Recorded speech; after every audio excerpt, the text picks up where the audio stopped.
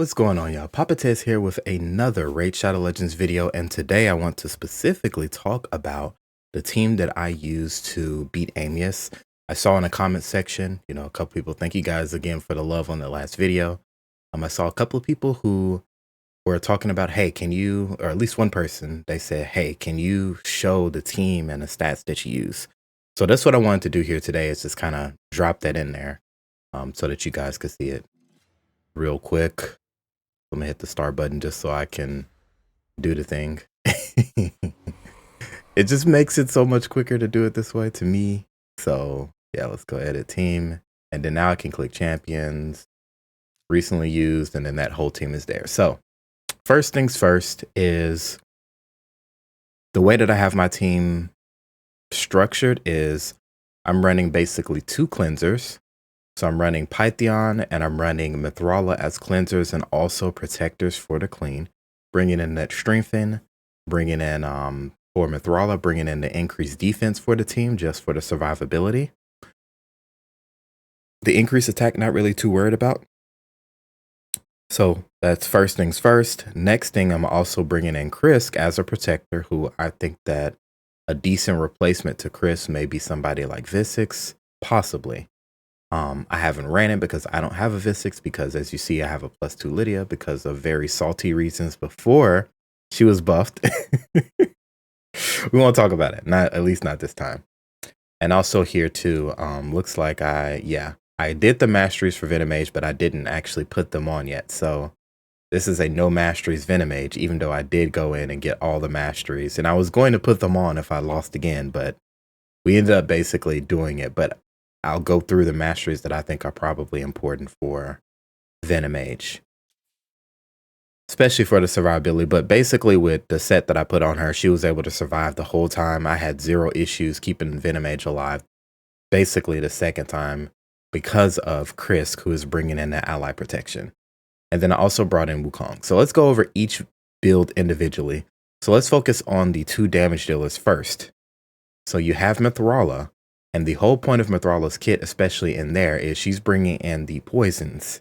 And the poisons basically do a good portion of the damage on the boss, especially to kind of help keep his health down and keep him from regenerating as much health, because he's going to regenerate a little bit of health as you continue to work inside of there in the Cursed City. He's going to generate a little bit of health during that fight itself.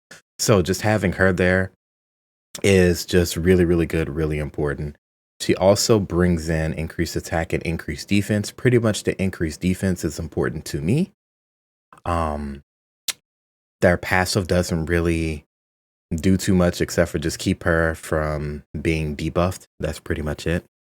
And she also does bring in this shield and this strength, which is really important when you need to keep her and the entire team alive. Really, really good. All right, so Krisk, who again, I think that Visix could go in this place because she has the same entire kit, at least what is being used here.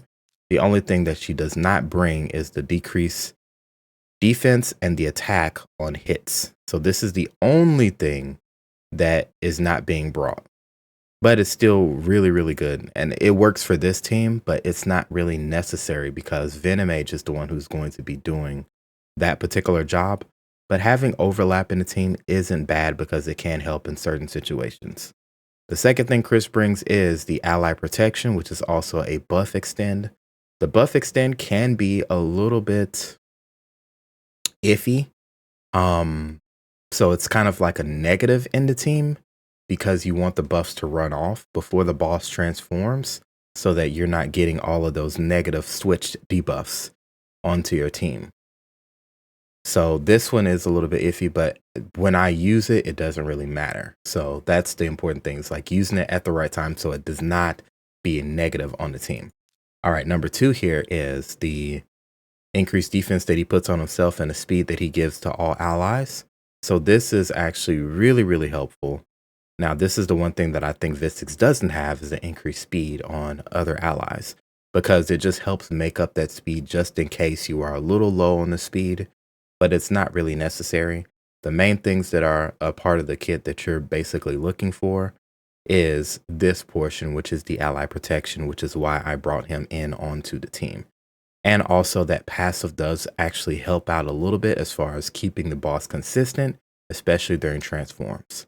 So Chris really is a really big major player that I have here on the team.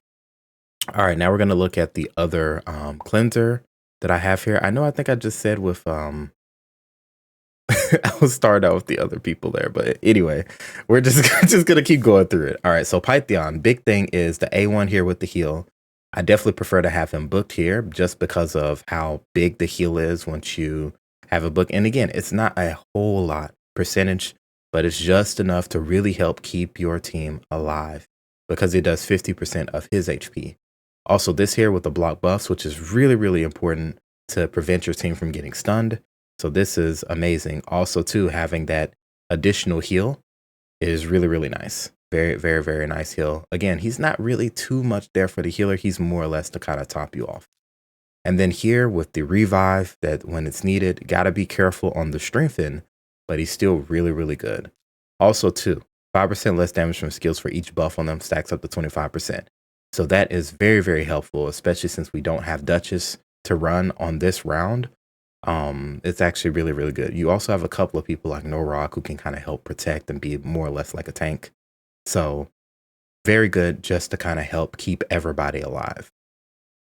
All right, now I haven't talked about the damage dealers yet. Let's talk about the damage dealers now. So we kind of looked at the protection people of the team, and then we'll go through their actual artifacts and take a look at the masteries so you guys can see that. So basically, Venomage is here doing the damage. We talked about Mithrala a little bit as the damage, but she's kind of help protecting the team. This here, using this at the right time will help you so much on the boss. And then also here with the heal reduction of poison, again, using it at the right time helps a crap ton and will basically help you defeat the boss. Also, enemies under heal reduction debuff inflict 15% less damage. So that is really, really good, especially for that second form to help you stay alive, along with buffs from Python.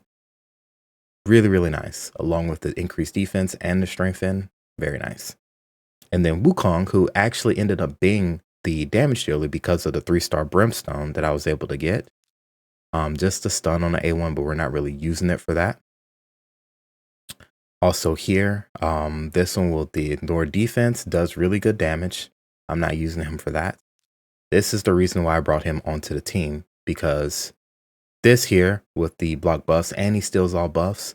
So what he does is he lays this right before the boss goes into transforming forms to his big form where he hits with that A1 that really wrecks. So I'm pretty much using Wukong as the one who takes those hits. And if he dies, then guess what? The passive, he brings himself back up with 100% HP, 100% turn meter, 3 turns after they were killed. So this to me is what really makes this team work, because I felt like that I, for the most part, had the speeds on everyone. And I had to do a little finagling, but I really didn't have the proper defense to really go against this boss. And so Wukong is what really, to me, helped me get through this boss a lot easier than what it was. So let's talk artifacts. So as you can see, Wukong, I got him all the way up to 252 speed. The reason why is because I wanted to make sure that he went before the boss whenever he came back. Also 408 accuracy to make sure that he's able to strip those debuffs.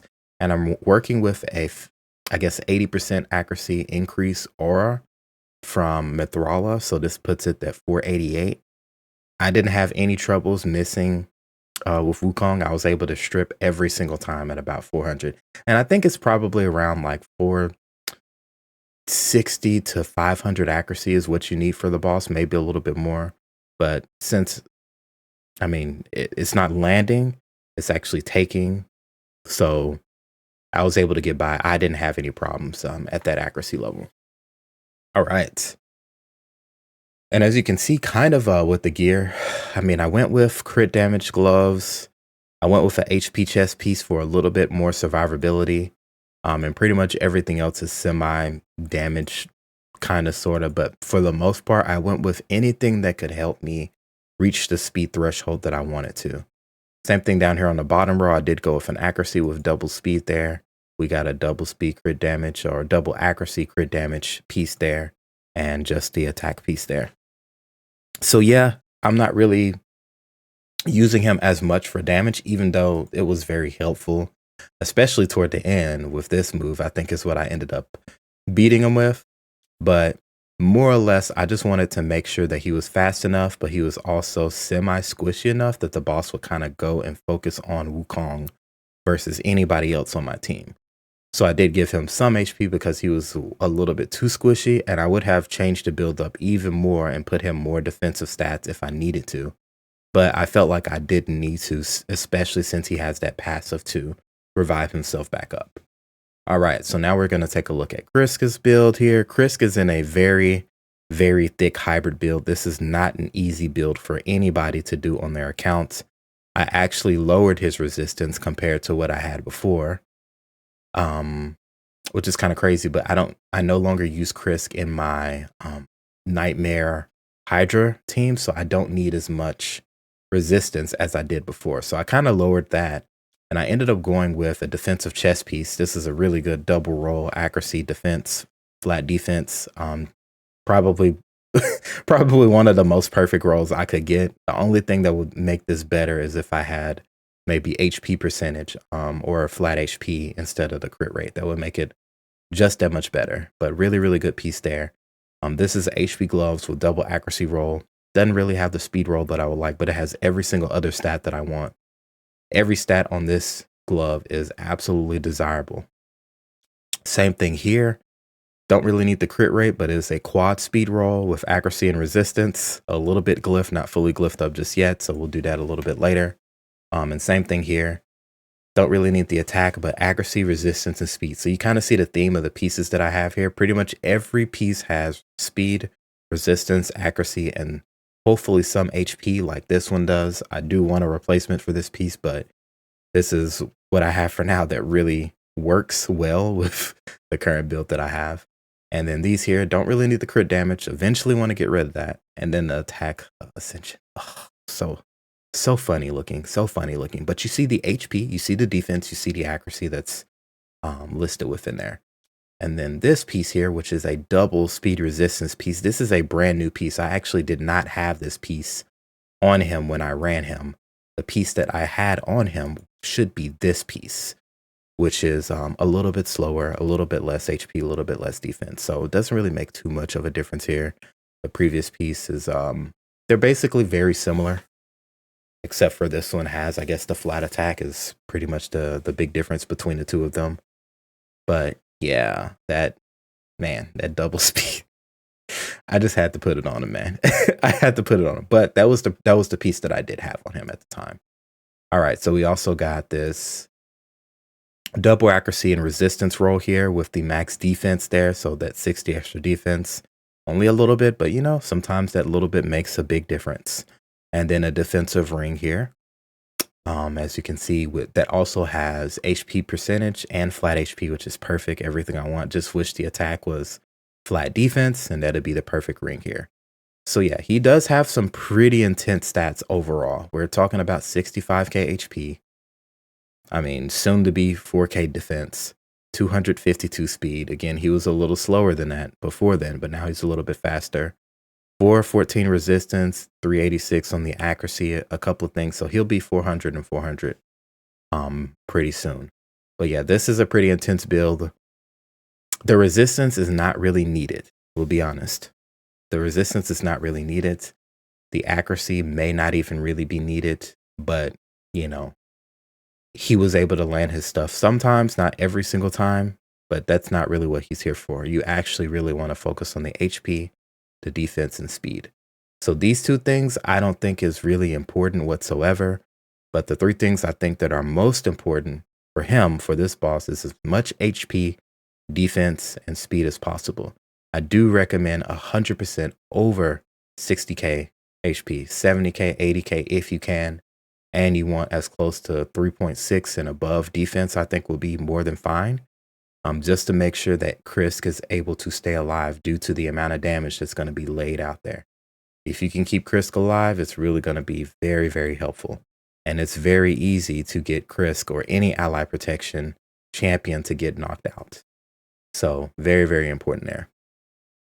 All right, so Mithrala, pretty much just crank out her stats, get her as much HP as you can, a good chunk of defense. You want her to be fast.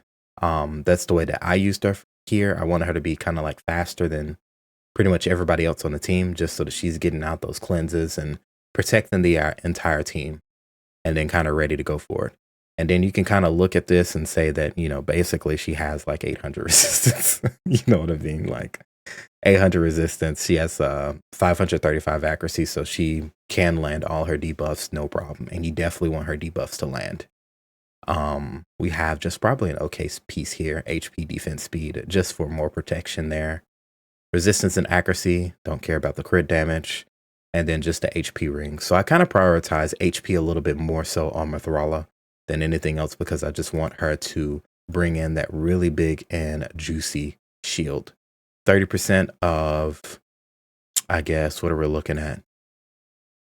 That's probably around an 18, 19K shield that she's putting up.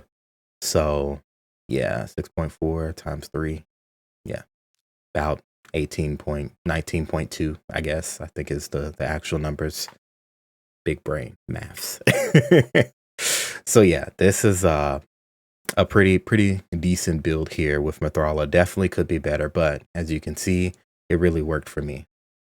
All right, and I think we have Pythion, who I changed up Pythion actually a considerable amount from the way that I was running Pythion earlier, because I'm using Pythion actually as a person to help soak up some damage.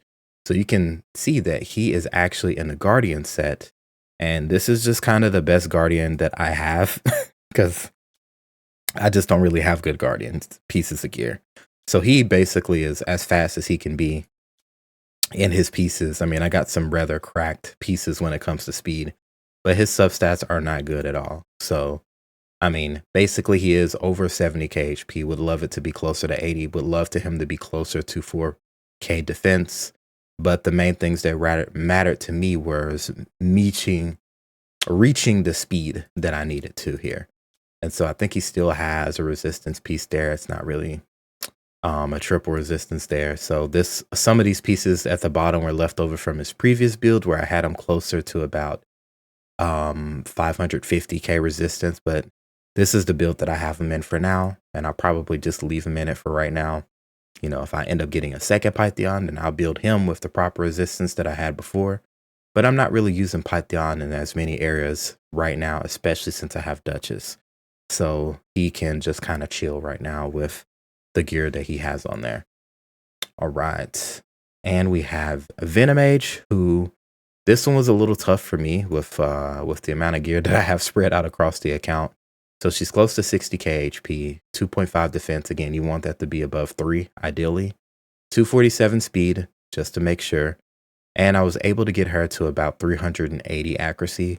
So I did not have any problems landing the debuffs. Again, I think I said earlier 450 to 500-ish, somewhere in there, in that range. And you're pretty much good. So she's basically sitting at 450 accuracy with the aura, which is really, really good. All right. So that's pretty much all the champions. Now let's take a look at the masteries, which I didn't really show as much. Again, Venomage has no masteries whatsoever. Masteries for my Pythion, I left them as was, but basically taking the left side of the support tree, taking much of the left side of the defensive tree, just a kind of little thing against the AoEs, increase the value and shields that he receives. The buff removal there, the heal the champion, the increased resistance for each buff that's placed, just added extra things, delayed a death for that 6% damage reduction. This here for the counterattack. The counterattack is just basically to allow me to, in case somebody gets really hit really hard, or if he gets hit really hard, then he's just going to go in and just put that extra heal up on somebody, maybe himself, with the resistance path there. So he's not even done with his masteries, but that's just kind of to show you guys that the masteries are important for some of the champions, but not every single person. You still do ideally want all the masteries on them just to help them survive. So as you see here, I kind of have the, didn't really worry about the heals, but kind of took the left side dealing with the shields to make sure that her shields pop off, especially Merciful Aid. When this pops off, it is so nice, right? to just kind of help keep them alive. Now, he does ignore a lot of shields and a lot of defense, pretty much all shield and all defense um, in his second form. So 100% defense basically ignored. So yeah, it doesn't really help as much, but it feels good. It feels good in the second form. Basically, these others are to extend out her debuffs. I'm taking the accuracy path down here.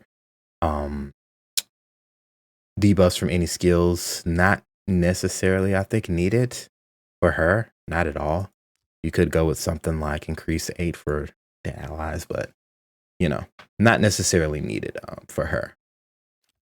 Okay. Then we're going to take a look at Chris Masteries. So most of these were the Masteries that I selected for Hydra. Again, kind of about the same thing, but, you know, getting some more resistance increased there. This delayed death to me is just very, very important for Chris, because this is one of the most important ones, along with the damage received from AoE attacks. Also, too, the amount of healing and the value of shield buffs that this champion receives, I think is really important, because you want him to stay alive as much as possible. To remove the debuff if you want to here. And then, as you see here, I took the increased value of shield buff this champion's cast. Along with this one, the amount of healing and the value of shield buffs placed by this champion by 10%. I don't think I went to Merciful Aid this time. So I felt like I needed some of the other stuff over here, like Lord of Steel, the Swarmer, basically to kind of increase the accuracy. And then the Master Hexer, which doesn't really work. It does work for his speed, as far as it placing it a little bit better. Same thing with this one. The chances of that, this one here, I guess, for placing the speed down debuff gives it, what, 55% chance then at that point. And then this one to increase the duration, including the debuffs that he throws back at anybody that attacks him, which is still really, really nice. So again, to me, delayed death is probably one of the most important ones there. The counterattack, not so much there. All right, and then we'll take a look at Wukong's. It's pretty much your normal run-of-the-mill DPS masteries. I kind of chose some specific masteries because I was using him a little bit in Hydra. Probably the last one that I will choose will probably end up being Killstreak, just in case, maybe, for like Arena and stuff like that. But still, again, taking the more accuracy, taking the decreased turn meter, taking Lord of Steel, increase the accuracy there. So kind of getting as much accuracy as I can, and then some of these stats just for a little bit damage out on Wukong, so that for you all can see there. So that's pretty much the whole team as a whole. If y'all have any more questions about the team and maybe some more replacements that I can think of that I feel like might be helpful for the team, for anybody that's trying to get that last rush in and get this boss down, because he is extremely tough. But every single person who has 5 champions and 5 sets of gears, you can take this out. If you can get your champions all around 250-ish speed, then it'll make it so much easier to basically take the champion out, or take out the big boy of Curse City. So just wanted to show that to you guys, since somebody asked in the comments. So if y'all have any other questions, leave a comment, whatever, below. And thank y'all so much for taking the time to watch the video. And I'll talk to y'all on the next one. And also, bam, it's a new year. So happy for every single person. And we'll catch y'all soon. Peace.